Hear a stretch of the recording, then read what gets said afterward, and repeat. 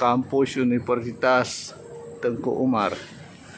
Sedang kampus letter U akan dilanjutkan dengan pembangunan letter T, dan nanti yang terakhir letter U.